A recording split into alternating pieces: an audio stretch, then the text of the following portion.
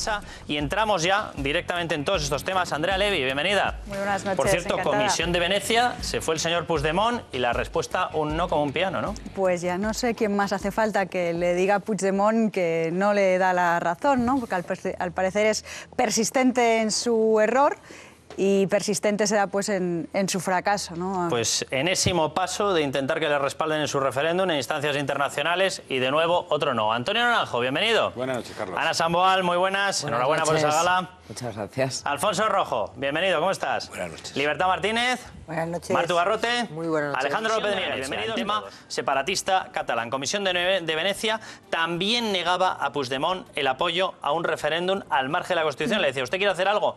Pase por la Constitución. ¿Quiere hacer algo? Pase por las reglas de su país, porque si no, no va a tener nada que hacer. Vamos a ver reacciones, vamos a ver lo que ocurría. Porque creo que sería hora que el gobierno español y los socios que le dan soporte con esta estrategia nos expliquen. Creo que nos lo merecemos, que quiere decir que están dispuestos a todo, porque todo es todo. ¿Está dispuesto el gobierno español a utilizar la fuerza contra Cataluña? Esta era la pregunta que lanzaba Puigdemont. Estaba en ese pleno, sí, porque dentro de lo que es la explicación que necesitan dar para justificar que han llegado a un callejón sin salida, que han llegado a su propio fracaso, necesitan buscar todas las excusas posibles para la construcción de la propia épica de su relato. Y de hecho se pasan el día buscando interpretaciones torticeras, retorciendo muchas veces las propias palabras que decimos aquellos que no estamos de acuerdo con la independencia para buscar una escalada de confrontación verbal con el Gobierno de España. El Gobierno de España lleva diciendo lo mismo siempre. De hecho, ha invitado al señor Puigdemont a que explique sus planes en el Congreso. Oiga, el Partido Popular ya sabemos qué posición va a tener, pero a lo mejor va a encontrar el respaldo de otros grupos políticos. No lo sabe. Si hace el esfuerzo de no escucharse solo a sí mismo, si hace el esfuerzo de intentar convencer a alguien que no esté convencido, a lo mejor incluso le dan la razón. Eso le dice la Comisión de Venecia. De hecho, lo dijo en la misma sede parlamentaria, porque quiso hacer allí pues una especie de salto para adelante a ver si le salía bien, pero la Comisión de Venecia dice lo mismo que decimos desde hace muchísimo tiempo, que las reglas del juego se han de respetar, que en Cataluña no puede sobrepasarse los marcos legales, porque esos son los marcos de garantías democráticas, porque los catalanes no tenemos por qué elegir entre legal e ilegal porque nos lo imponga el Gobierno de la Generalitat. Queremos vivir con la tranquilidad que da las garantías democráticas de respeto a la ley a las que están sometidas, por cierto, también los dirigentes políticos de la Generalitat. Y por lo tanto, la situación es la misma en la que estábamos. Pedirle al señor Puigdemont a ver si de una vez por todas va al Congreso a explicar sus planes, a ver si se atreve, que aparte de ser independentista también hay que ser valiente y atreverse, y desde luego pues desear que no lleven a los catalanes a situaciones de inseguridad. Liber. Una pregunta, porque es verdad que estos días hemos escuchado declaraciones del Partido Popular partiendo de que comparto la reflexión que has hecho hasta ahora mismo, es decir, que no soy nada independentista, pero es verdad que yo, por lo menos me ha parecido escuchar alguna declaración del Partido Popular con una cierta, con un doble lenguaje, donde sí se podía desprender que podía ser utilizado el artículo que yo nunca me acuerdo, el 155. De 55, e incluso el uso de la frase. Déjame que acabe. Que nadie sabe cómo se aplica, por lo tanto aquí las interpretaciones que uno hace ya son... Pero en el caso de que Puigdemont el 1 de octubre hiciera el referéndum, ¿cuál es en el Partido Popular, cuál es la reflexión sobre el qué hacer?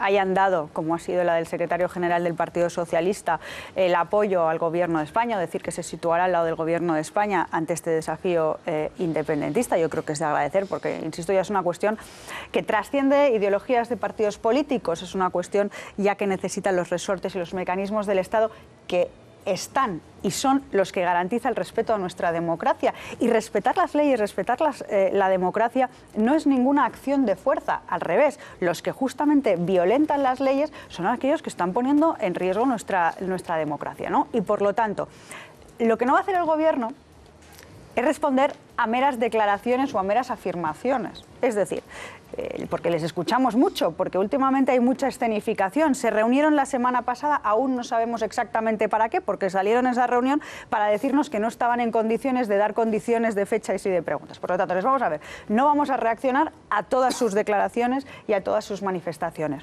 Ahora bien, cuando se produzcan hechos administrativos tangibles, se va a responder. En esta ocasión, además, con una jurisprudencia ya consolidada del Tribunal Constitucional en relación a esos actos jurídicos que puedan Entiendo llevarse que a cabo. entonces hasta octubre no hay reacción pragmática.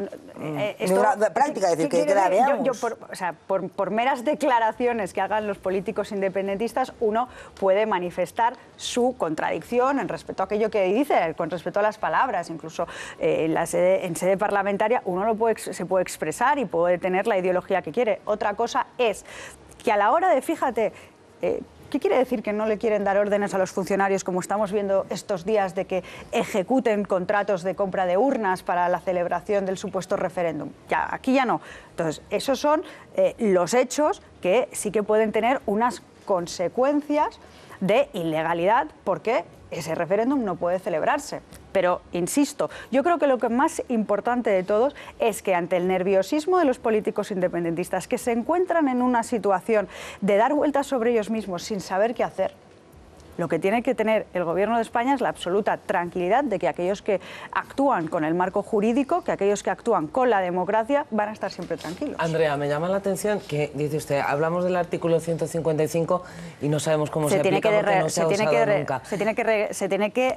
Ese artículo, sabes, que tiene que tener un desarrollo reglamentario a partir de la autorización del Senado. Entiendo, de la mesa del Senado. Después de escuchar eso, que el Gobierno no tiene preparado todo ese proceso por si resultara necesario. Evidentemente, ¿Está preparado o no está evidentemente, preparado? como acabo de decir, ya hay jurisprudencia del Tribunal Constitucional y efectivamente, como sabemos los pasos, porque efectivamente eso se está monitorizando, sabemos los pasos que pueden dar, está prevista la reacción ante cualquier situación. O sea, está previsto el desarrollo para aplicar en un momento dado, si el Gobierno lo considera necesario, el artículo 155, ¿sí o no? Pero es que, a ver, yo no digo que tengamos que llegar a ese artículo. Si yo no le estoy preguntando si tenemos que llegar, decir, digo si estamos preparados por si es necesario llegar. Bueno, si se tiene que llegar, como se ha dicho en todo momento, se llevarán a cabo todas las medidas que sean necesarias. No nos tenemos por qué centrar que, como se dice siempre, ¿no?, en la aplicación del artículo, que es un artículo que no se ha aplicado nunca y que necesita un desarrollo reglamentario de todas aquellas consecuencias que pueda tener su aplicación. Yo lo que digo es que ya hay la suficiente jurisprudencia del Tribunal Constitucional en una actuación bastante similar que ocurrió hace años en Cataluña y que, por lo tanto, eso está absolutamente preparado de todas aquellas consecuencias que pueda tener actos que contravengan la normalidad constitucional por parte del Gobierno de la Generalitat. Andrea, noticia de hoy. El tribunal que negó la videoconferencia a Rajoy, hablamos del caso Gürtel, se lo va a permitir hacer a un exalcalde del Partido Socialista. Es el exalcalde socialista de Estepona, Antonio Caba. Va a testificar el día 14 en los juzgados de su localidad. Lo va a hacer a través de videoconferencia. Tiene sentido, por cierto, que además la pregunta que estamos lanzando es si les parece a ustedes correcto, si les parece bien exigir que Mariano Rajoy declare en persona, que no puede hacerlo por videoconferencia, es decir, que no puede hacerlo como lo hizo Errejón, como lo hizo Vescansa, como lo hizo Artur Mas, como lo va a hacer en estos momentos este exalcalde. ¿Es normal? Nosotros hemos dicho que no compartíamos esa decisión porque creíamos que el presidente del Gobierno podría acogerse a ese procedimiento judicial de declarar mediante videoconferencia, como lo habían hecho otros cargos públicos, entre ellos el expresidente de la Generalitat, Artur Mas, o los políticos de Podemos que has citado, ¿no? Pero ha dicho Mariano Rajoy en colaboración con la justicia, y de hecho va a decir lo mismo en videoconferencia, en persona, en el tribunal, que lo que podía haber dicho en videoconferencia. ¿Qué tal, señora Levy? Buenas noches. Una apreciación. Errejón y Vescansa declararon así porque el juicio se celebraba en Barcelona y ellos estaban en Madrid. Pero yo creo que hay un AVE estupendo. Hay un AVE estupendo de 2 horas y media. Yo lo cojo muy habitualmente y lo recomiendo, que tenemos una red de AVEs maravillosa. La forma, claro, que es lo mismo hacer 18 kilómetros que 600. Yo no sé si trabaja lo mismo Errejón y Vescansa que el presidente del Gobierno, también se lo digo. Vista la agenda del presidente del Gobierno, yo tengo no sé yo las responsabilidades de Errejón y Vescansa. ¿Sabe cuántos actos tiene el presidente del Gobierno en agenda a semana? Si quiere que vayamos... ¿Tú qué crees? ¿Que el presidente del Gobierno trabaja cuando está en en actos fuera, o trabaja o hace más cosas aparte de hacer actos e inauguraciones. Pues no sé visto cómo lo visto, no lo tengo claro, pero lo que quería preguntarle... pero los de Podemos sí que lo tienes claro cómo trabajan, ¿no? No, yo le estoy hablando al presidente del gobierno. Como sacas tú la excusa de los de Podemos, me imagino que sabes mucho. Señora Levy, no manipule. A la pregunta. Sí, por parte. Lo que ha dicho Rajoy, uno, es que el comparecer en persona conllevaba un coste importante de recursos. Le ha dicho la audiencia que nanay de la China, que moverse 18 kilómetros no. Sí, tal cual. Lo que también con la audiencia, le ha dicho, qué vocabulario. Bueno, si quieren me deja hablar o si no seguimos así toda la noche. Otra de las cosas que le ha dicho la audiencia, él tenía problemas de seguridad y decía que por seguridad, ¿cómo iba? Y le han dicho, hombre, entenderá usted que en un juzgado yo creo que muchos problemas de seguridad no va a haber. Usted en campaña electoral, en fin, visita parques, visita mercados, lo normal. Matizando. Sobre las declaraciones de Puigdemont, el señor Morenés, este vendedor de armas que luego fue ministro con ustedes y que luego fue embajador, dijo que si todo el mundo cumple con su deber no hará falta ninguna actuación del ejército. 2014. Yo no sé quién incendia nada. Dos preguntitas solo. La operación... Como has hecho una exposición tan larga sobre tantos temas, a ver si yo concretamos. Yo si quiere le hago un resumen. Sí, concreta. Sí, concreta. Sobre la operación Diálogo. ¿Lo ha hecho mal Soraya Sáenz de Santa María con este fracaso de la operación Diálogo, eso que ustedes llamaban, y sus viajes allí para descansar un poco? ¿Dónde ha fracasado? ¿Me puedes poner ejemplos concretos del fracaso? No, se lo estoy preguntando. No, es que como ya has dicho que ha fracasado la operación Diálogo, el diálogo es intenso y no se termina nunca, porque sabes que la democracia es un diálogo permanente e intenso, y el Gobierno de España va a dialogar de manera continuada con la sociedad catalana, que es a quien va dirigido ese diálogo. Me alegro. Entonces no ha fracasado, ha sido un éxito. Yo creo que el diálogo con la sociedad catalana, los actos que hemos visto que ha tenido el Gobierno de España y la vicepresidenta del Gobierno en los últimos tiempos, yo he visto que han sido con una gran acogida. De hecho, si has seguido últimamente lo que ha hecho, por ejemplo, el Círculo de Economía, que pues ha manifestado su rechazo ante el Gobierno de la Generalitat por seguir los planes que tiene, a mí me parece que no ha fracasado. Y si tú escuchas lo que está diciendo ahora gran parte de las entidades de la sociedad civil, incluso aquellas que estaban representadas en el Pacto Nacional del Derecho a Decidir y que están mostrando su rechazo ante los planes de Puigdemont de ir por la vía unilateral, verás como a lo mejor quien ha fracasado son otros. ¿Qué van a hacer si ponen urnas? ¿Qué van a hacer contra los directores de colegio o contra los cargos públicos que pongan urnas si finalmente se produce Bueno, veamos en qué circunstancias, veamos si se llega a la situación, y desde luego lo que no se va a poner es a los catalanes en la situación de tener que decidir entre ilegalidades, porque las urnas para un referéndum, tal como está planteado, sin que exista un pacto, sin que exista un acuerdo y sin que exista pues la autorización por parte del Gobierno de España, no se puede celebrar, y yo creo que eso es lo que entiende todo el mundo, que lo que es ilegal no puede someterse. Os pido brevedad, por favor, porque tenemos una publicidad a las 12. Muy rápido. El artículo 155, que no es muy complicado, dice solamente que si una comunidad autónoma no cumple las obligaciones que la Constitución le pone, el gobierno, el previo requerimiento al presidente de la comunidad autónoma, con la aprobación de la mayoría del Senado, es decir, el gobierno, que es Rajoy, no tiene que preguntárselo a nadie. Él hace un requerimiento y dice, oiga, Puigdemont, haga usted el favor de cumplir con la legalidad. Y el Senado, que tiene mayoría absoluta al Partido Popular, o sea que no tiene que contar con nadie, lo aprueba. Y ya está, es que no hay más. No. Si de verdad se quieren evitar las cosas, se evitan. Y no habla, escucha, no habla de que pongan solamente las urnas.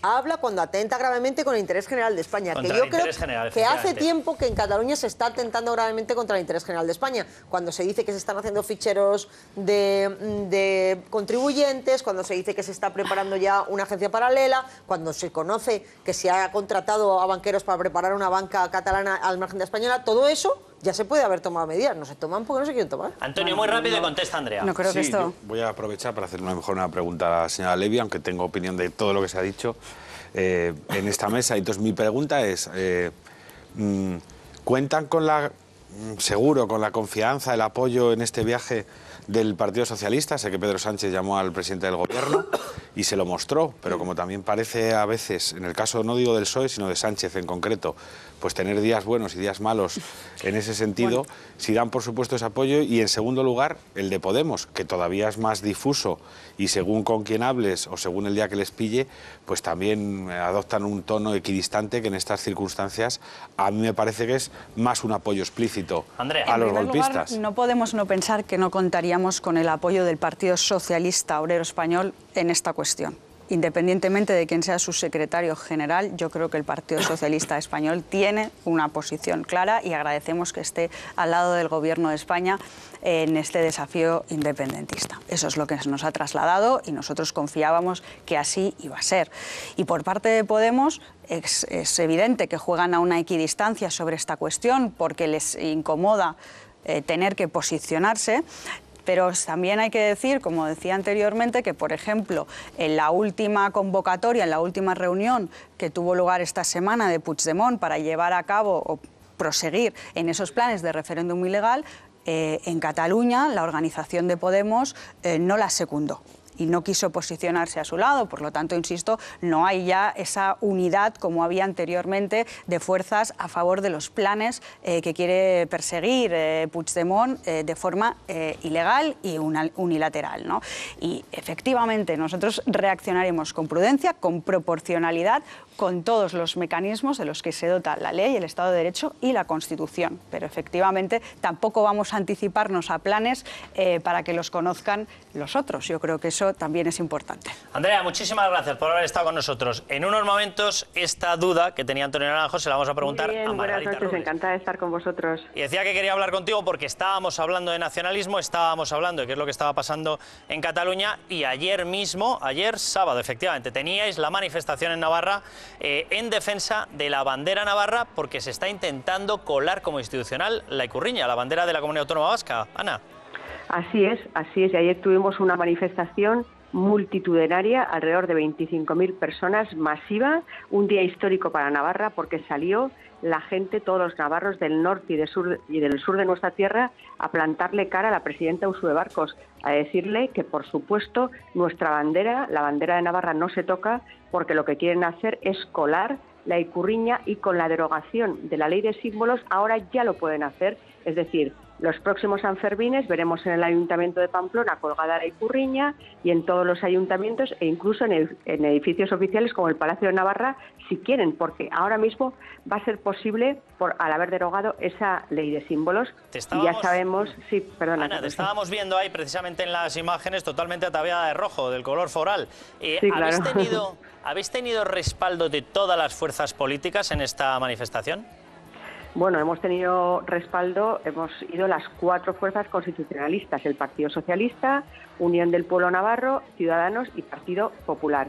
Esas son las cuatro fuerzas políticas que se han adherido a una manifestación organizada por asociaciones civiles y nos hemos adherido estos 4 partidos constitucionalistas. Por supuesto, ni qué decir tiene que en absoluto han participado. De hecho, no solo no han participado, sino que han hecho una campaña feroz tanto en medios afines al gobierno como los propios socios de gobierno, Bildu, Izquierda Unida, Geroa Bai y Podemos, en contra de todos los que nos habíamos adherido, en contra de los organizadores, tachándolos de ultras, tachándonos a todos de ultras, una campaña personal, no política, personal, contra todos y cada uno de nosotros y de los organizadores. Ha sido absolutamente terrible y ya sabían ellos por qué, porque sabían que iba a ser una manifestación masiva, como así lo ha sido afortunadamente.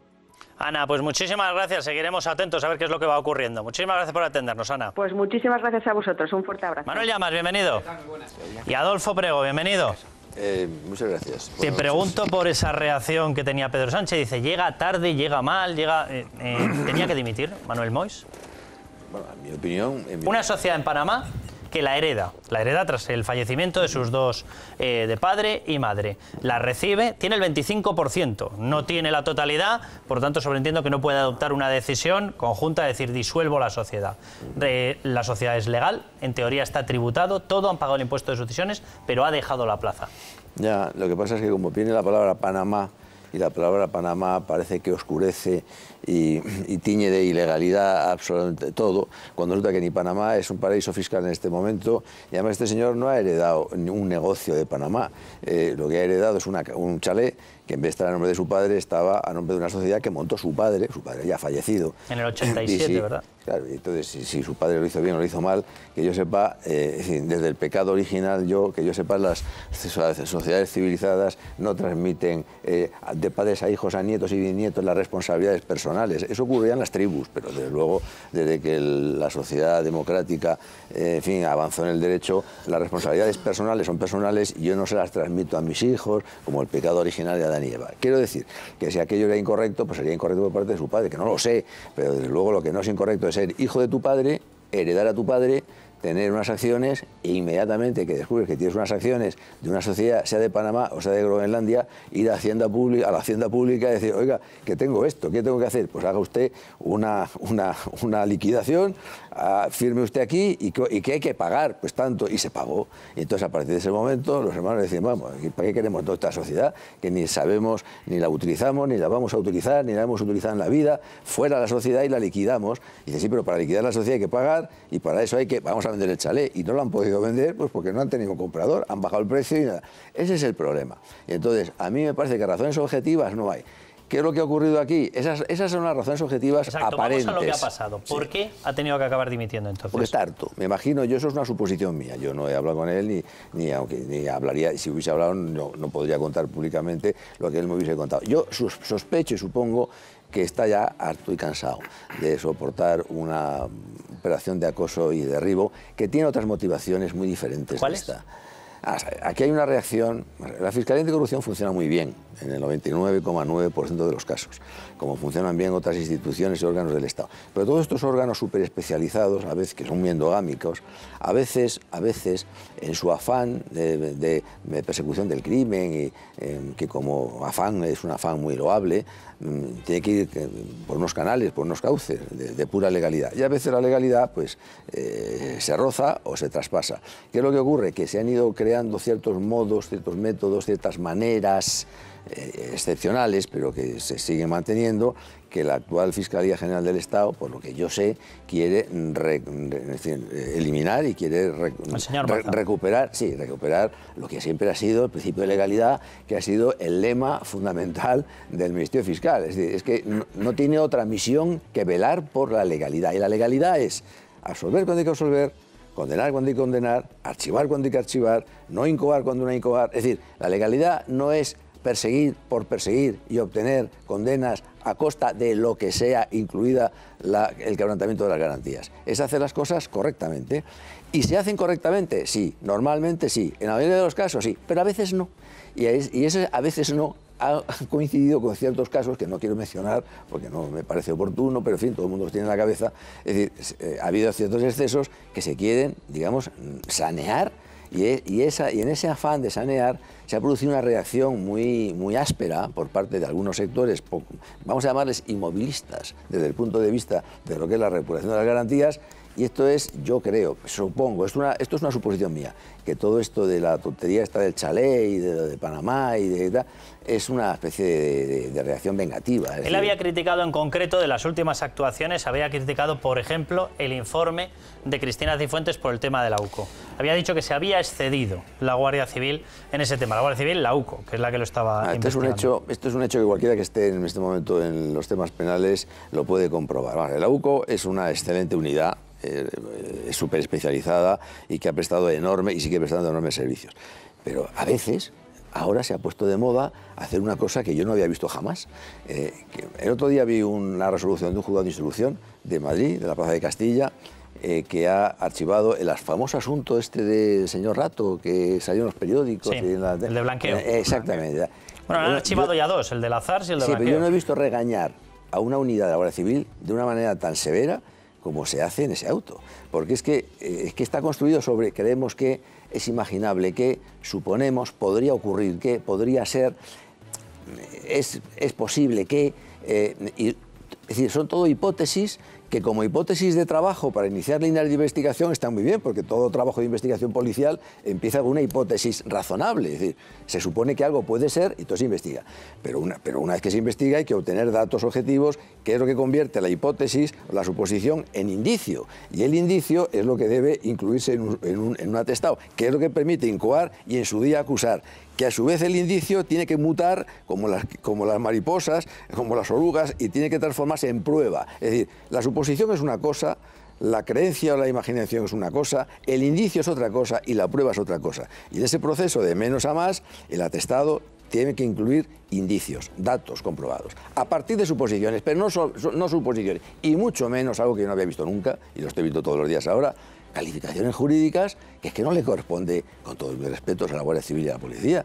Esto sería un delito de blanqueo. ¿Pero cómo que un delito de blanqueo? Eso lo dirán los fiscales y los jueces. Ustedes los datos. Parta usted de una hipótesis, investigue, dé datos, y con estos datos ya se verá si hay indicios de tal delito o tal otro. ¿Qué ha ocurrido? Que eso ha llevado a 3 meteduras de pata sucesivas. Una, la del secretario de Estado de Interior. Otra, la de la señora Cifuentes, que tampoco conozco el problema muy tal, pero sí he visto que ha habido una. Y otra, la del señor Rato, porque la resolución de este juez de instrucción sí he podido comprobar, para satisfacción de los que sí somos partidarios del Estado de Derecho y de las garantías, que es una resolución prototípica de un auténtico y verdadero juez. Así es como se debe razonar una resolución judicial. Como ha razonado este señor, que no recuerdo, el juzgado de instrucción 30 y... No recuerdo el 30 y tantos. Pero tengo que decir, aunque no lo conozco a este señor, ni conozco ese juzgado, que es una excelente resolución. Y yo creo que ha llegado un momento en que esta unidad, que es una unidad de gran prestigio y que tiene todos los merecimientos para ser alabada, recoja velas y ciertas cosas y deje ya de patinar, ¿no? Déjame que le haga una pregunta. Sí. Pero la UCO tiene unos mandos, ¿no? O sea, que yo le escucho, yo comparto muchas cosas de lo que está usted diciendo, pero yo le digo, la UCO tiene unos mandos. Y esos mandos responden a criterios. Y al final, y además hay mandos políticos por encima. Y digo yo, porque claro, estamos asistiendo a cosas que son, en fin, esto de que la UCO escribe y automáticamente se ve reflejado en 3 o 4 medios de comunicación todos los días, esto también es algo increíble. Esto por un lado, con la UCO, pero y estos mandos a alguien tendrán que responder de esas cosas que hacen, porque lo de que escriben un informe y va más y te llamas UCO y además se habla también como se está hablando, que no tengo ninguna duda de que funciona así de bien, eso es que queda para siempre. Porque mañana no van a hacer informe. Y otra pregunta, entonces, a estos mandos se les puede decir algo, y luego con el fiscal, con el señor Moix, teniendo en cuenta que efectivamente el señor hereda de su padre, pero es que han sido todos las asociaciones fiscales los que ya han pedido que se vaya. Es decir, que es que incluso al parecer las propias asociaciones que le apoyaban le piden que se vayan. Entonces, yo pregunto, ¿esto tiene un mecanismo? Y pregunto porque lo desconozco. ¿Él se va porque está harto o hay un mecanismo de presión real para que dimita? Que si le han hecho dimitir. Exacto. Si es que si esas lo han asociaciones... dimitido, como se suele Exacto, decir. le dicen, vaya, vete, te tienes que ir. No, a mí no me consta. Desde luego, lo que sí creo, conociendo la persona, es que si la carrera fiscal a la que tú perteneces te encuentras con que te están, no digo insultando, pero te están zahiriendo y te están criticando de una manera general, a su vez esto impulsado por un debate de los medios de comunicación, llega un momento en que o eres muy heroico o dices, ¿yo para qué tengo que aguantar todo este tinglado? Si yo soy un fiscal excelente y estupendo, con un prestigio enorme, ¿y por qué tengo que soportar esta pedrea, este linchamiento? Me voy y que venga otro. Y se han secado. Y esto, yo sospecho que esto es lo que ha ocurrido. En cuanto a lo de los mandos de la UCO, tengo que aclarar. La UCO es una excelente unidad de la Guardia Civil. Yo la he visto actuar y es una gente preparadísima, que muy mal pagada, por cierto, hace grandes servicios en la investigación contra la corrupción. Es la unidad central operativa. Pero como en todas las casas y en todas las instituciones, sobre todo cuando están muy súper especializadas, son muy endogámicas, o sea, viven muy encerrados en sus paredes, siempre puede haber 2 o 3 personas que hagan el trabajo un poquito peor. Sobre todo en el ardor guerrero de la persecución de lo criminal, se les puede ir un poco la rueda y patinar en la curva. Entonces, los mandos son los que tienen que poner orden en esto. ¿Qué ocurre? Que en esta unidad, enseguida termino, en estos derrapajes o ligeros derrapajes que ha habido en la UCO o en otras, o en una policía de Albacete, por decir una ciudad. Es decir, la Fiscalía Anticorrupción es la que tiene que decir, no, mire, es que esto no se puede admitir, esto tiene que rectificarse, así no se puede redactar un atestado. Yo es que he visto miles de atestados en mi vida, miles, pero miles no, decenas de miles. Y yo nunca había visto calificar con tanta alegría tipos penales complicadísimos sobre bases de imaginamos que, suponemos que. Además el juez lo dice, se emplea continuamente el subjuntivo y el condicional. Eso jamás se dice en un atestado. Jamás se dice, creemos que el conductor podría haber bebido, seguramente es posible que fuese a exceso de velocidad y podría ser fulanito de tal o no, pero es posible que sí. Es que esto no se dice en un atestado. Es decir, porque eso, si se dice en un atestado, no sirve como atestado, y esto es lo que quiero decir. Y simplemente, que naturalmente que tiene unos jefes. ¿Se puede defender ante eso? Pues malamente. Vamos a volver al tema Moss. Sí, con la ley, para eso está la Fiscalía. Señor Priego, yo nunca había visto un ejercicio de blanqueamiento de una figura. Chapón, me quito el sombrero. ¿Cómo? Sí, como que el señor Moix está harto, poco menos, que le tenemos que dar las gracias y agradecerle su maravillosa trayectoria. Resulta, ahora voy a hablar porque estaba esperando. Por el escarnio público había que pedirle perdón. En estos últimos días. Resulta que un fiscal ha estado sometido a un linchamiento público y mediático absolutamente lamentable. Yo esperaba que hablara esto. Alejandro. Al que los presuntos corruptos dicen que es cojonudo que esté ahí, resulta que este señor hay que darle las gracias. Este señor, que era fiscal anticorrupción, por cierto, reprobado por todo el Congreso, salvo por el Partido Popular, como no, como el ministro de Justicia y como el señor Maza, resulta que tantos conocimientos jurídicos tenía que no se daba cuenta de que llevaba 5 años con una herencia de una empresa en un paraíso fiscal, perdón, de una empresa en Panamá. Si quiere, entramos a debatir lo que es paraíso fiscal. Yo le voy a dejar hablar. Le he dejado hablar, por favor. Y resulta que nos enteramos de que la empresa tiene una testaferro de 93 años que figura en 17.000 sociedades más. Resulta que este señor dice que le cuesta 90.000 euros disolver la empresa y legalizar. Hay declaraciones en las que dice de legalizar. Un fiscal anticorrupción no se puede permitir no legalizar. Un fiscal anticorrupción no se puede permitir decir que no sabía nada cuando había estado en un juicio previo a heredar esto, a raíz precisamente de esa empresa Pantalla en Panamá. Este señor sabía perfectamente, ahora acabo, sabía perfectamente lo que estaba pasando y no lo legalizó. No, lo ha dicho él. O sea, se ha reconocido que en 2010, sí, estuvo en un juicio, si quiere lo miramos, a raíz de estas propiedades de sus padres. Posteriormente, sí, ahora lo buscamos, no tengo problema, pero voy a terminar. Posteriormente este señor dice cosas como que Maza lo sabía, pero Maza el día anterior decía que no lo sabía. Este señor no dio parte a la inspección fiscal de esto que tenía. Este señor, que es el responsable de buscar y de vigilar a los corruptos, era el señor que no decía a nadie que tenía esta sociedad.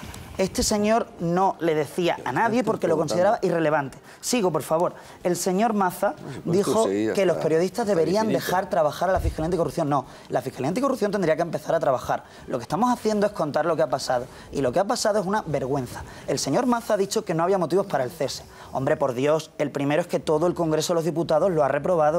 Si eso no es motivo para el cese... Lo que es una vergüenza es que se le exija a un funcionario de esta categoría que dimita cuando no existe ninguna irregularidad. Eso es lo que es una vergüenza. Hay algo que se llama, yo te he dejado hablar, hay algo que se llama Estado de Derecho y hay algo que se llama justicia. Y una cosa es juzgar y otra cosa es ajusticiar. ¿Sabes quién ajusticia? Sí, ¿sabes quién ajusticia? Las sociedades que carecen de civilización, en donde se reúne un tumulto de gente y apedrean a una persona o la piden a una persona sin ningún tipo de prueba y evidencia. En el caso de Moix, ¿me dejas? En el caso de Moix se ha producido un linchamiento público, mediático y político. A lo mejor Moix, del cual yo no soy ningún férreo defensor, a lo mejor Moix tenía que haber dimitido por otras muchas cosas, como estos intentos por intentar apartar a ciertos fiscales, como el caso del 3% en Cataluña, que desde luego pueden generar ciertas sospechas, pero no por lo que ha dimitido. Por lo que no se puede exigir una dimisión es por el hecho de haber heredado una sociedad perfectamente legal, perfectamente legal y perfectamente declarada ante Hacienda, porque Moix la heredó en el año 2011 y en el año 2012 la declaró ante Hacienda. Una sociedad radicada en Panamá que no es un paraíso fiscal, ni siquiera está en la lista negra de la OCDE y por parte de España no está considerado un paraíso fiscal. Es como si tú, tu familia, heredases un piso que tu familia tenía en Francia ¿Y qué? Adolfo. ¿Y cuál es el problema? ¿Cuál es el problema de eso? Adolfo, Fiscal anticorrupción. Entiéndame, usted por paraíso fiscal, ¿qué entiende? Porque es que a lo mejor tiene usted un concepto equivocado. Vamos a ver. Lo discutimos otro día, vayamos al otro caso día no. concreto, Hoy, si hoy le que parece. es cuando me interesa a mí, porque otro día no voy a estar yo. Mire, vamos a ver. Pero es que así no va a entrar usted en el caso para que usted se concreto. entere, Madrid es un paraíso fiscal en el sentido de que lo que los hijos pagan por los impuestos heredando de su padre es nada comparado con lo que pagan los hijos que heredan a sus padres en Andalucía. Desde ese punto de vista, puede decirse, Madrid es un paraíso fiscal porque te trata tributariamente con enormes ventajas. Un paraíso fiscal es aquel en el que no preguntan el origen del dinero, no dan información sobre la entrada del dinero y no preguntan sobre no dan respuesta ni documentan ni transparentan. ¿Qué dice? Que está usted mareando la perdiz. Vamos al caso concreto. Vamos a respetar los turnos. Si usted es tan amable, mire usted, yo no mareo ninguna perdiz, no sé lo que es marear la perdiz. Yo estoy expresando frases e ideas, no veo ninguna perdiz aquí mareada. Le estoy diciendo a usted que lo que es un paraíso fiscal es eso. Segundo, no es un paraíso fiscal. Tercero, yo creo que lo que usted ha contado, que seguro que lo dice de muy buena fe, la mitad de lo que usted está diciendo no es cierto. ¿Qué no es cierto? Dígame. La mitad, pero no la he medido, es que no soy taquígrafo. Pero en cualquier caso, no voy a entrar en ese tipo de debate. Mire, le voy a decir una cosa. Mire, le voy a decir usted una cosa. Este señor, en cuanto vio la herencia con sus hermanos de lo que tenía su padre, lo primero que hizo fue Hacienda y decir, vamos a ver, tenemos esto, ¿qué hay que hacer? Y Hacienda fue la que le dijo, hagan ustedes esto, esto y esto. ¿Y cuánto hay que pagar? Y lo pagaron y se acabó. El problema es que no lo comunicó la Inspección Fiscal. Si es cierto, no lo comunicó, pues porque, bueno, consideró que no era necesario seguramente, pero que ahora se considera que es necesario, que hubiera sido oportuno, pues vista las consecuencias del linchamiento del que ha sido víctima, pues hubiera sido oportuno. Mire, hubiera sido mucho más fácil lo siguiente. Si este señor, maliciosamente, lo que demuestra que no tiene malicia ninguna, podría haber dicho, pues mire usted, yo renuncio a la herencia de mi padre a favor de mis hermanos, y mis hermanos que se ocupen de las acciones de Panamá y del chalet, que tampoco es el Palacio de Oriente. El chalet es un chalet que vale 500.000 euros, que hoy en Madrid un chalet con un jardín, pues el precio es un precio, no es bajo, pero tampoco es alto. Que lo han querido vender, no lo pueden vender, porque nadie la quiere comprar. Pero podía haber renunciado a la herencia, no haberse ocupado de las acciones, no haber ingresado en su patrimonio absolutamente nada y que sus hermanos, cuando vendieran el chalet y vendieran la sociedad, le pagaran su parte correspondiente el 25%. No lo he hecho así. Pero, en fin, en cualquier caso, ha dimitido porque, me imagino, le ha dado la gana de dimitir, claro, porque no le merece, pero no porque tenga nada vergonzoso de que ocultar. Hay otros casos que no quiero mencionar aquí, porque no me parece ni pertinente ni oportuno y además no me parece que sea el momento, que son mucho más vergonzosos, amigo mío. Y sin embargo, no, lo que estoy diciendo...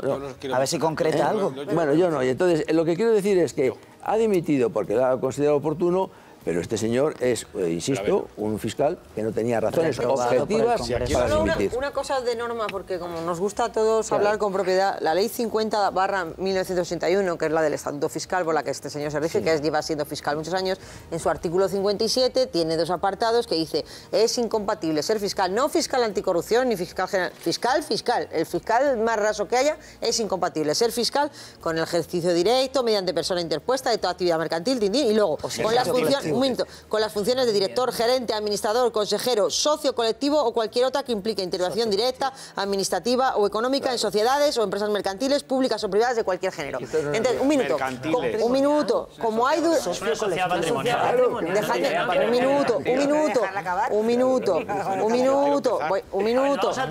Marta, adelante. Esto...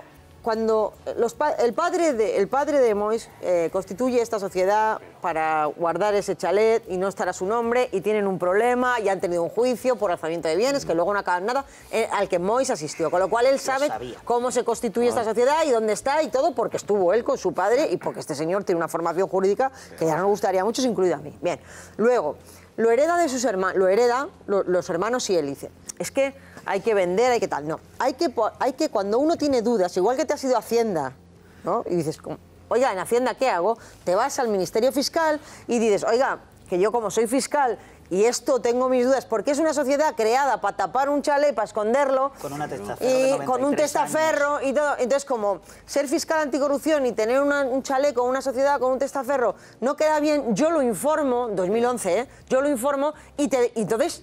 El estatuto lo estudia, que para eso tienen un servicio jurídico, fiscalía, y te dice, está todo correcto, un papel con un sello. Y hoy, cuando está ya el escándalo, te dice, oiga, que está todo correcto, pero no. Como todo eso es muy turbio, no vas a Fiscalía a preguntarlo. Cuando salta el escándalo, empieza lo que pasó con Catalá, que dice... Y lo que pasó con Soria... Voy a pedir un poquito más de verdad. Dices, lo sabe aquel, no lo sabe este, se lo dije a uno, el otro dice a mí no me lo dijo, me lo contó ayer, no me lo ha contado. Y al final acaba con una imagen turbia que hace que sea muy difícil ser fiscal anticorrupción. A ver, si esto es muy sencillo. Alguno, además de las reflexiones, en fin, con esos vastos conocimientos jurídicos que tenéis, podéis afirmar, es que como estáis... capaz de hacer un debate sin atacar a la persona. Pero que no ataque a la persona, a ver si es capaz de debatir con ideas. Pero sí. Hombre, y además lo hace siempre. Al grano, por favor. He dicho vastos conocimientos jurídicos, nada más. En fin, a lo mejor es por lo de bastos. Bien. ¿Alguno podéis decir que este hombre ha cometido una ilegalidad? No. Pero tú me ves... No, sí o no, y ahora sigo yo. Nadie le acusa de ilegalidad alguna. Ya está. O sea, no ha cometido ninguna ilegalidad, con lo cual es un debate sobre la ejemplaridad, exclusivamente. Entonces, la ética. Sí, pero que son dos siempre. La estética, siempre son dos cuestiones como mínimo subjetivas. Bien, entonces, esto es un debate sobre la ejemplaridad que se ha montado para que parezca que este señor no la tiene por una razón política y mediática combinada. Y entonces os pregunto, si el debate sobre la ejemplaridad lo acepto, perfecto, ¿es menos ejemplar el señor Moix que el señor Echenique contratando y pagándole el dinero negro a su... No, es menos... Sigo, ya. Es la ejemplaridad, sí, pero no ha dimitido. La ejemplaridad de Pedro Sánchez estando en el Consejo de Caja Madrid cuando se colocaban las preferentes y se quebraba la caja, ¿dónde está? La ejemplaridad de Íñigo Errejón aceptando un curro de un dedazo de un amigo en Málaga. No, y hablaré de lo que me parezca. Lo que estoy diciendo es que si el debate no es sobre la legalidad y sobre la ejemplaridad, lo mínimo que puede hacer la gente que pone el listón tan alto con este señor es ponérsela a todo el mundo. Pero es que sorprende mucho, y lo explico porque me parece que es lo demostratorio de que es una campaña política por razones inconfesables, que solo apeléis a la ejemplaridad, que siempre es subjetiva, cuando vaya por Dios coincide con el objetivo político que determinados partidos y medios de comunicación se plantean. Porque estaría muy bien que defendierais esa ejemplaridad si la aplicarais siempre. Pero el señor Echenique, el señor Errejón, el señor Pedro Sánchez, el señor Monedero o el señor Iglesias con su dinero en granadinas siguen siendo cargos públicos o dirigentes políticos. Con lo cual esa ejemplaridad que vosotros ponéis y pedís, yo ya he pedido no me la creo. De todos ellos. Si yo le he pedido la dimisión de todos ellos. Creo que Ana y Adolfo. Estamos mirando al dedo en vez de a la luna. Es decir, aquí hay una trifulca en la Fiscalía Anticorrupción. Los fiscales anticorrupción se quieren cargar a Moix. Consiguen que se les reprueba en el Congreso. Y todos estamos debatiendo de si el chalet y de si de Panamá, qué es lo que se filtra, porque no se le puede echar y hay que echarle como sea, y entonces se filtra lo del chalet, porque se filtra y sale de ahí la filtración, cuando el problema es que tenemos la Fiscalía Anticorrupción que no la controla el fiscal general del Estado ni el fiscal anticorrupción que ponen para ello. Bien porque el señor Moix no era competente para controlar ese departamento, bien porque los fiscales hacen lo que les viene en gana y no obedecen las órdenes en un ministerio que es jerárquico. Entonces, ¿tenemos un problema en la Fiscalía Anticorrupción? Eso es lo que yo le quiero preguntar al señor Prego. Me parece bastante más importante que el chalet de un señor en Panamá, que ya no está en anticorrupción. Y que no es brevísimamente y muy rápidamente. Es que como ha dado dos datos que son importantes, porque yo prefiero no dar opiniones o valoraciones mías personales, subjetivas, que al fin y al cabo valen las mías como la de cualquier otra persona que está aquí. Pero hay unos datos que ha citado usted, unos preceptos del Estatuto del Ministerio Fiscal. Ahora, no los interpreta bien, pero discúlpeme que se lo diga. Vamos a ver. No prohíbe el Estatuto del Ministerio Fiscal ser propietario de metros cuadrados ni de acciones. Lo que prohíbe el Ministerio Fiscal es dedicarse a la actividad mercantil. Bueno, es decir, lo que no puede... No, dice lo que dice, la conozco a la perfección, porque es el mismo estatuto por el que me he regido yo durante 38 años. Yo como magistrado del Tribunal Supremo no podía tener empresas, ni negocios, ni dedicarme al lucro, ni comprar ni vender pisos. Pero sí podía comprar acciones de Telefónica. O sea, quiero decir, y sería accionista de Telefónica y por lo tanto copropietario en pequeña parte o mucha parte, depende de las acciones que comprara de Telefónica, y no tengo que pedir permiso a nadie, de Telefónica o de Endesa o de Repsol, me es igual. Es decir, a un magistrado o un fiscal no se le impide invertir en bolsa o tener acciones. Y las puedo tener porque las compre o porque las herede. Si mi padre tiene acciones de Telefónica, ¿qué pasa? ¿Que es que no puedo heredar las acciones de Telefónica de mi padre porque soy un magistrado de Burgos? Pues sí, y no tengo que dar cuenta a nadie. Otra cosa es que yo no deba, a través de una sociedad mercantil, dedicarme al comercio, a la contratación, porque eso puede originar situaciones económicas incompatibles con la independencia y la imparcialidad propia de la función judicial o del fiscal. Lo que no permite, es decir, ser heredero de unas acciones, del 25% de las acciones, me convierte en cotitular del capital social, pero no me convierte ni en administrador, ni en empresario. Yo no soy empresario de Telefónica y puedo tener 2 acciones de Telefónica y no soy un empresario. Es decir, no me permite realizar actividades mercantiles, pero no me impide ser cotitular de un capital social. Y desde luego este señor ni es administrador de esa sociedad, ni ha comprado, ni ha vendido, ni ha realizado un acto comercial jamás en su vida. Es decir, y por lo tanto... Costaba 90.000 euros. Lo acaba de decir esta semana. ¿Que no qué? Seguía teniendo esa sociedad activa. Pero vamos a ver, vamos a legitimar esto de verdad. No entiende lo que es la diferencia. Vamos a legitimar tener un chalet en la sierra a través de una empresa pantalla con una testaferro de 90 años. Pero es que, insisto, es patrimonial, claro, no es mercantil. Déjame que haga una aclaración de todas formas con respecto a eso. No podía disolverla porque tenía el 25%. Claro, es que no tienes mayoría. En España no hay obligación de estar en un proindiviso si no quieres estar. Tengas uno o 25. Yo no voy a entrar en el debate. Lo único que os digo es que jurídicamente no puedes vender algo en lo cual tú no mandas. Pero puedes pedir... Puedes regalarlo. Claro, puedes marcharte regalándolo. Puedes pedir que se disuelva el proindiviso. Tenía que haber renunciado. Es que no es un proindiviso. Tenía que haber renunciado. No es un proindiviso. No habléis todos a la vez, por favor. Según vosotros... Perdona, yo no puedo pedir la disolución de la Telefónica porque tenga transacciones. Es decir, yo lo que podré es pedir la división de un proindiviso si varios personas, yo, 2 amigos o mis hermanos, somos cotitulares de unas acciones. Y podré eliminar el proindiviso sobre esas acciones, pero mis acciones, si son mías, el 25%, no me permiten disolver la sociedad. Es que según ellos... No es posible legalmente. Según ellos tenían que haber... Última intervención sobre esto, muy rápido. Moix tenía que haber renunciado a la herencia. Es vuestra conclusión. Moix tenía que haber renunciado. No se entiende nada si habláis todos a la vez, tercera vez. Moix tenía que haber renunciado a una herencia perfectamente legal, perfectamente legítima y perfectamente transparente. Este caso solo arrojaría dudas en 2 circunstancias. Una, que el padre de Moix, que fue el que fundó la sociedad, lo hubiera hecho con fines ilegales, como por ejemplo el famoso alzamiento de bienes. Hubo un juicio al respecto y resulta que salió indemne, no hubo ninguna condena al respecto. Por lo tanto, nada que objetar. Segunda circunstancia, que una vez que haya recibido esa sociedad en herencia, no la hubiera declarado al fisco. Casualidad, resulta que justo la hereda y la declara al fisco. Y además no existía ninguna obligación de comunicárselo a la Fiscalía. Por lo tanto, no hay caso. Es perfectamente legal, pero claro, como políticamente no interesa, hay que cargárselo como sea. Manuel, quiero ir a la redacción. Muchísimas gracias, Adolfo Prego, por haber estado con nosotros. Encantado. Bueno, no quiero que nos marchemos sin discutir, porque comenzábamos la tertulia con Andrea Levy hablando de ese puntos de encuentro que decía el Partido Socialista que había que buscar en una especie de, no sé si negociación, no sé cómo llamarlo, con los separatistas. Puntos de encuentro, decía. Vamos a ver esa noticia, ¿vale? Y vamos a ver además cómo se mencionaba, porque Pedro Sánchez hablaba y decía, nosotros vamos a estar con la Constitución, vamos a defender al Gobierno en este tema y vamos a defender la legalidad. Y luego se puntualizaba por parte de Ábalos y se decía, pero antes de una medida coercitiva hay que buscar esos puntos de encuentro. Vamos a verlo. El Partido Socialista estará en la defensa de la legalidad y de la Constitución contra cualquier intento de romperla y frente al desafío independentista de la Generalitat de Cataluña. Tenemos que encontrar un espacio de encuentro de las formaciones políticas, que no sea solamente el Gobierno, que se encuentre con efectiva, que no sea una cuestión entre el Gobierno español y el Gobierno de Cataluña, ¿no? Tenemos que crear ese espacio y hay que intentarlo siempre hasta el final antes de plantearse las medidas absolutamente coercitivas, sabiendo siempre que el límite será el cumplimiento de la ley y además el acatamiento a la misma. Pero hay que intentar hacer esfuerzos porque si no la política fracasa. Esfuerzos. ¿En qué habría que buscar esos esfuerzos?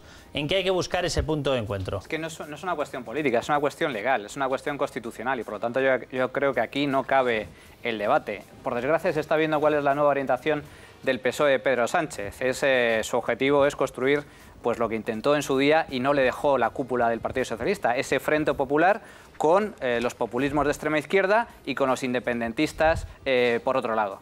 Y yo creo que no se puede, ambas cosas son incompatibles. No puede ser que Pedro Sánchez diga que va a estar al lado del gobierno en su rechazo a la celebración de un referéndum ilegal y al mismo tiempo decir que va a buscar puntos de encuentro con los mismos que pretenden vulnerar la Constitución. Las dos cosas son incompatibles. Pero bueno, esta absoluta dicotomía de Pedro Sánchez es habitual en él. Es el Pedro Sánchez que decía yo estoy contra el populismo, Podemos es populista, y luego el Pedro Sánchez que decía con Jordi Évole creo que me equivoqué con Podemos, creo que no es populista. Es el mismo Pedro Sánchez que decía que se podía pactar con Ciudadanos y luego al mismo tiempo intentar pactar con los independentistas. Es decir, es el todo y la nada. Eso es Pedro Sánchez. Mira que yo creo que no soy sospechosa de que me guste Pedro Sánchez, creo que no.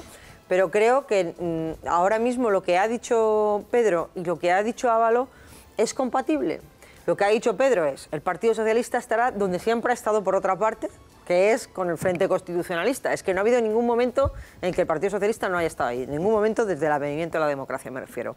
Y después, lo que ha dicho Ábalos es, y además de estar con el Frente Constitucionalista y como hemos hablado antes, y si se conculca la ley, hacerla cumplir de todas las maneras que el Estado tiene, la política está para hacer política.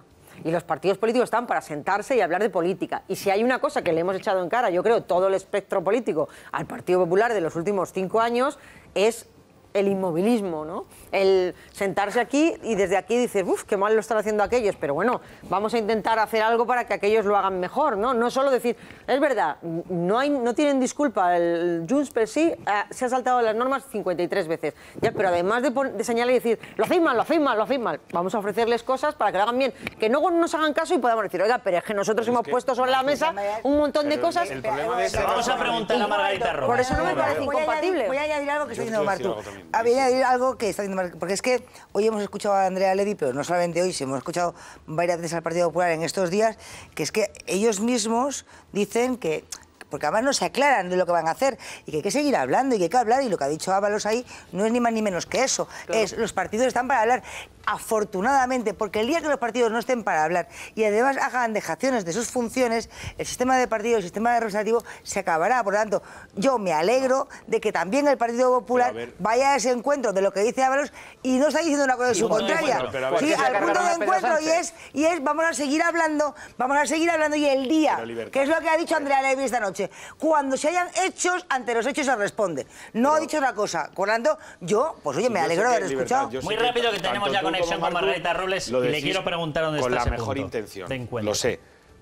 Pero es un error en un sentido. Es que ya se lleva hablando toda la vida. O sea, la Constitución es ese diálogo, el reconocimiento de la identidad, de la lengua, de la autonomía, de los recursos. La Constitución es el esfuerzo de España precisamente por dialogar con aquellos que se tienen que sentir partícipes sin que sea a costa de su identidad propia. Y la respuesta a ese esfuerzo, ¿cuál ha sido? La agresión. Entonces, cuando en este momento se vuelve a introducir la idea de que hay que abrir el diálogo con gente que te está dando de bofetadas, sin querer se les está ayudando. Porque el diálogo se hace en el Congreso, se hace en la Asamblea, en el Parlamento catalán, se hace en las 30 veces que han votado. Lo que ahora toca decir es que, llegados a este punto y a pesar de ese esfuerzo, si no les gusta, hay que aplicar la ley a nuestro pesar, porque llevamos toda la vida intentando que se sientan cómodos. Al nacionalismo en España se le ha matado a besos. ¿Y su respuesta cuál ha sido? Liarse a bofetadas. Este es el resumen. Bueno, pues creo que tenemos ya conexión con Margarita Robles. Muy buenas noches, Margarita. A ver si nos puedes contestar estas preguntas. Buenas noches, Margarita. Muy buenas noches, muy buenas noches. Margarita, estábamos hablando precisamente de esto. Se dice que respaldo al Gobierno, respaldo a la Constitución y luego se dice que puntos de encuentro. ¿Cuáles tienen que ser los puntos de encuentro con los separatistas? ¿Dónde están, Margarita? Bueno, yo creo que lo primero es el gesto que ha tenido Pedro Sánchez para tranquilizar a muchas personas, ¿no? Hay muchas personas que entendían que Pedro Sánchez iba a llevar a España al abismo.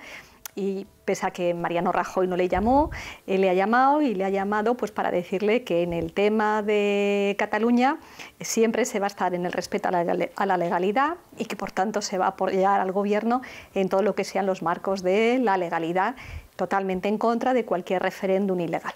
Es verdad que hay un problema en Cataluña, que todos somos muy conscientes de ello, y siempre dentro de esos límites de la legalidad, de la Constitución y del marco normativo que tenemos, pues hay que hacer un esfuerzo para poder tratar de resolver los problemas. El propio Gobierno ha avanzado en esa línea, ¿no? Cuando la vicepresidenta Sá de Santamaría habla del diálogo, incluso hablaba o lo ha hecho, fijar un despacho en Barcelona.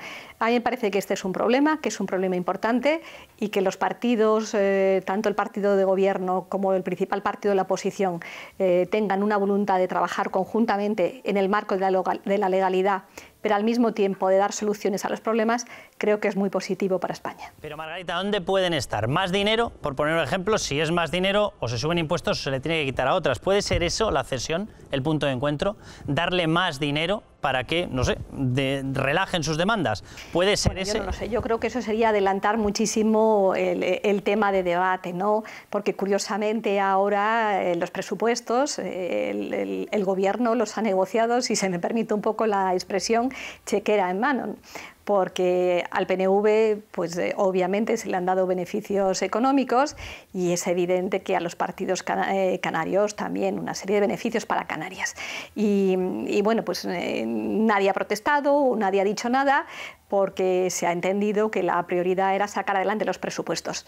Desde la responsabilidad, cuando haya que llegar a acuerdos, ese sentido que ha tenido el Partido Popular de negociar con el PNV y con Coalición Canaria, pues a lo mejor es el que va a poner encima de la mesa si en su caso se tuviera que negociar desde un punto de vista económico cuestiones relativas a Cataluña.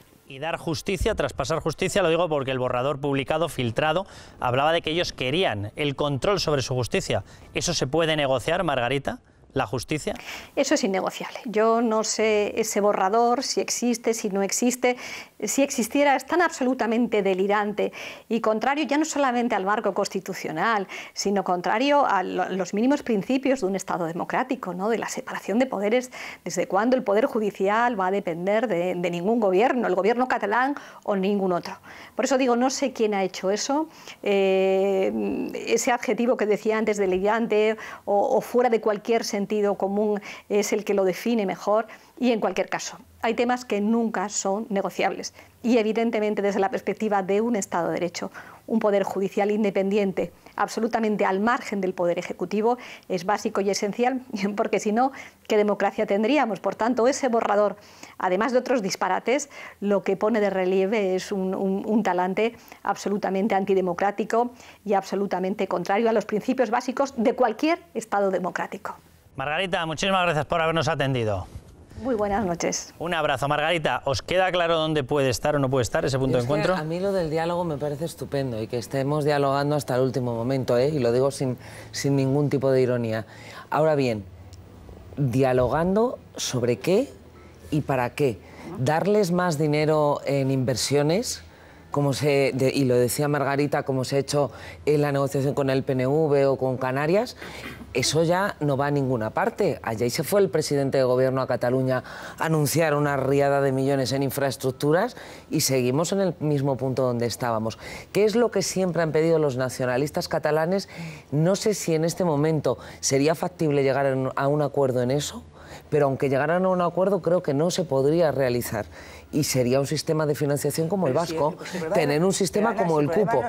Y por último, o sea, no sé si se podría llegar a un acuerdo en un sistema de financiación como el vasco, insisto, pero no sé si se podría sostener la hacienda española si los catalanes nacionalistas independentistas estuvieran de acuerdo. En última instancia, cuando un señor va derecho a un muro, ya de dialogar le puedes cantar, pero muy rápido. Si es que ya no te escucha. El problema no son los puntos, el problema es que el Partido Socialista, que ha estado metido en un debate interno, hoy lo que dice es algo que estamos diciendo todos, es diálogo, diálogo, diálogo, pero lo que ha dicho es muy importante, es estamos con el Gobierno y estamos con el Partido Popular en que no va a haber referéndum y apoyamos, a partir de ahí el diálogo será el que tenga que ser. Pero la actuación seria y además en la que están todos de acuerdo es que en septiembre no va a convocar el referéndum. A publicidad y volvemos. A publicidad muy rápido.